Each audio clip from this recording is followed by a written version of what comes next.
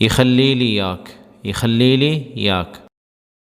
ہم نے کہا تھا اس کے بارے میں بہت سی ویڈیو بنی بھی تھی، یہ وہی ہے جو ہم کہتے ہیں نا کہ اللہ خلیق، اللہ خلیق جو ہم کہتے ہیں نا، تو اب یہاں پہ ہے یخلیلی یاک۔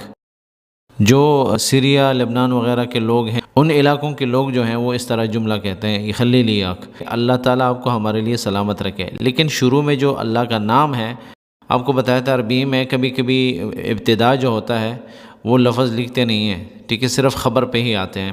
اب یہاں پہ یہ اصل جملہ کیا ہے کہ اللہ خلیلی یاک، اللہ خلیلی یاک یا اللہ خلیق۔ اس جملے میں اللہ کا جو نام ہے وہ اصل میں ہے موجود، لیکن بولنے میں نہیں آ رہا، لیکن لہجوں میں فرق ہوتا ہے، تو ابھی یہ بھی ایک لہجہ ہے۔ تو یہ خلیلی یاک میں یہ جو شروع والی یا ہے، اسی سے پتہ چلتا ہے کہ ہم کہتے ہیں کہ ہمارے لیے آپ کو سلامت رکھے۔ کون سلامت رکھے؟ اللہ تعالیٰ ہی سلامت رکھیں گے۔